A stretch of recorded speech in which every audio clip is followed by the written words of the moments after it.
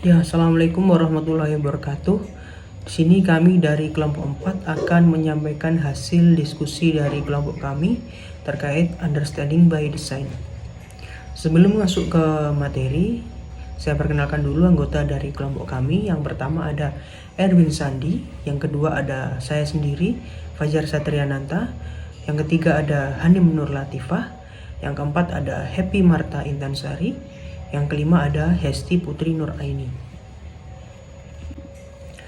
Ya, dalam understanding by design ini terdapat 3 tahapan desain mundur atau backward design. Yang pertama ada identifikasi hasil yang diharapkan atau tujuan. Yang kedua ada menemukan bukti yang dapat diterima atau assessment penilaian. Yang ketiga merencanakan pengalaman belajar dan pembelajaran. Nah, di sini kelompok kami membahas mengenai yang tahapan yang kedua, yaitu menemukan bukti yang dapat diterima atau asesmen penilaian. Ya, pada tahapan yang kedua ini menunjukkan bukti bahwa peserta didik telah mencapai hasil yang diinginkan dalam memenuhi standar. Dalam pengumpulan bukti, pemahaman guru harus mempertimbangkan berbagai metode penilaian. Metode tersebut adalah tugas proyek ataupun bukti lainnya. Nah, dalam tugas proyek ini meminta peserta didik untuk menerapkan pembelajaran dalam situasi yang otentik untuk menilai pemahaman dan kemampuan. Sedangkan bukti lain seperti kuis, tes, pengamatan, atau portofolio yang digunakan untuk melengkapi penilaian guna mengetahui pengetahuan peserta didik dan apa yang dapat dilakukan. Dalam tahap kedua ini atau bukti penilaian ini disarankan menggunakan peer assessment. Peserta didik juga diberikan kesempatan untuk terlibat dalam penilaian diri dan teman sejawat untuk membantu mereka mengetahui apakah pekerjaannya telah selesai dan memenuhi standar. Nah, selanjutnya anggota dari kelompok kami akan menyampaikan hasil ringkasan dari berbagai artikel terkait understanding by design yang tahap kedua atau bukti penilaian. Ya, di sini saya akan memaparkan ringkasan atau rangkuman dari sebuah artikel yang saya ambil dari web di internet.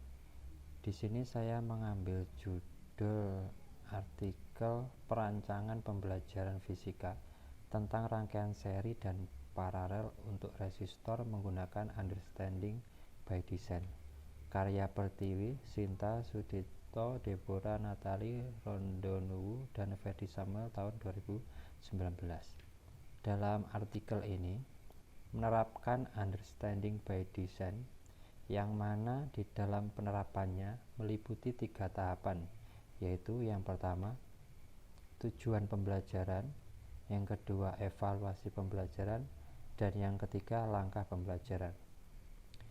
Dalam artikel ini peneliti menggunakan 2 tahap penilaian, yaitu yang pertama performance test atau tugas performa, yaitu untuk menguji tingkat pemahaman dan ketercapaian tujuan pembelajaran dengan mampu menjelaskan, menganalisa, dan menyelesaikan persoalan tentang materi. Yang kedua, other evidence atau bukti penilaian.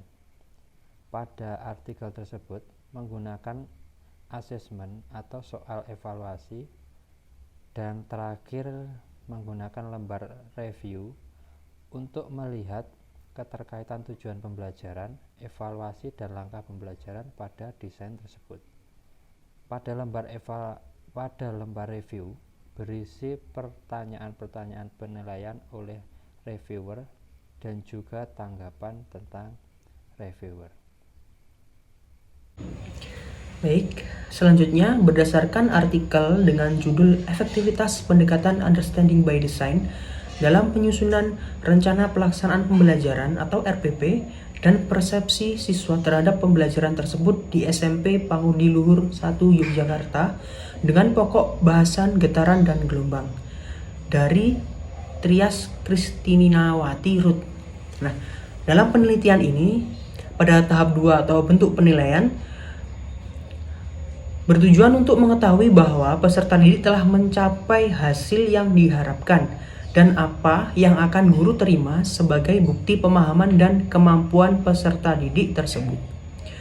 Guru menggunakan dua tipe penilaian, yaitu performance task atau tugas kinerja dan other evidence atau bukti lain.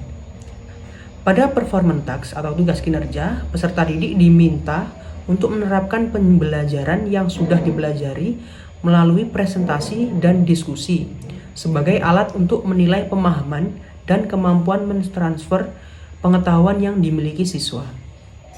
Sedangkan pada other evidence atau bukti lain, peserta didik menunjukkan pencapaian hasil yang diinginkan melalui tugas atau PR, kuis, praktikum, dan observasi.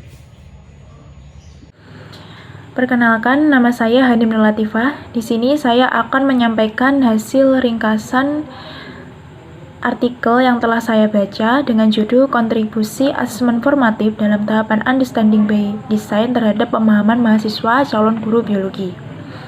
Penelitian dari Gloria R. dan Sudarmin S. pada tahun 2018 bertujuan untuk menentukan korelasi asesmen formatif dalam tahapan Understanding by Design terhadap pemahaman mahasiswa.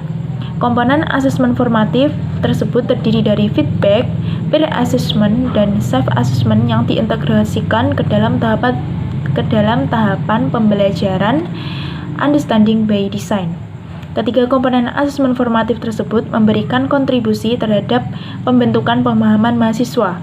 Komponen feedback memiliki kontribusi rendah, sedangkan komponen peer assessment memiliki kontribusi tinggi. Pada komponen peer assessment, masukan dan kritikan yang diberikan oleh teman sejawat mendorong mahasiswa untuk memperbaiki kembali apa yang sudah dikerjakan, sehingga dapat disimpulkan bahwa asesmen formatif melalui tahapan Understanding by Design dapat digunakan untuk membentuk pemahaman mahasiswa. Assalamualaikum warahmatullahi wabarakatuh. Saya Happy Marta. Saya mengambil jurnal yang berjudul Analisis Pengembangan Rancangan Pembelajaran dengan Pendekatan Understanding by Design pada Pembelajaran PAI SMP Negeri 11 Bengkulu Tengah.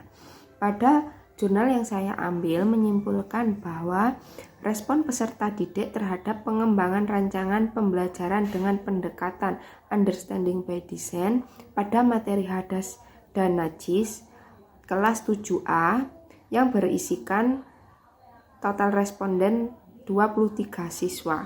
Penggunaan instrumen pada penelitian ini menggunakan angket tertutup yang berisikan pertanyaan dan pernyataan tentang efektivitas pengembangan rancangan pembelajaran tersebut. Hasilnya dapat diketahui 83% sampai 89% peserta didik memiliki persepsi bahwa pendekatan Understanding by Design sudah efektif, bisa meningkatkan motivasi dan aktivitas belajar mereka. Sebelum kita menggunakan pendekatan ini, diharapkan guru terlebih dahulu menyiapkan atau bisa mengkondisikan tentang pembelajaran yang hendak mereka pakai, sehingga pembelajaran akan menghasilkan hasil yang memuaskan. Assalamualaikum warahmatullahi wabarakatuh. Saya Hesti Putri Nur Aini yang meringkas skripsi pada tahap bukti penilaian dalam penelitian yang dilakukan oleh A. Noven Yovinda pada tahun 2014 yang berjudul Pengembangan Rancangan dan Pelaksanaan Pembelajaran dengan Pendekatan Understanding by Design pada materi masa jenis di kelas 7B SMPX.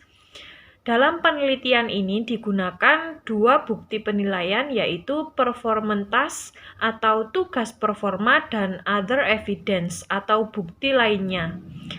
Di dalam penelitian ini, tugas performa dilakukan dengan melihat tugas yang siswa tunjukkan dalam pemahaman yang diinginkan sesuai dengan tujuan yang telah ditentukan. Seperti misalnya, mengaplikasikan konsep materi yang telah dipelajari dalam sebuah praktikum yang terkait dengan materi. Di sini menggunakan materi masa jenis. Kemudian selain itu juga tugas performa dilakukan dengan memeriksa dan menilai hasil pemahaman sesuai dengan kriteria penilaian yang telah ditentukan. Sedangkan bukti lainnya dilakukan dengan melihat bukti yang siswa tunjukkan sebagai tolak ukur pemahaman. Hal ini dapat dilihat dari hasil pengerjaan latihan soal, pekerjaan rumah, dan evaluasi akhir. Ya, berdasarkan dari pemaparan berbagai artikel tersebut dapat disimpulkan bahwa tahap kedua dari understanding by design ini digunakan untuk tolak ukur atau sebagai tolak ukur keberhasilan suatu tujuan pembelajaran.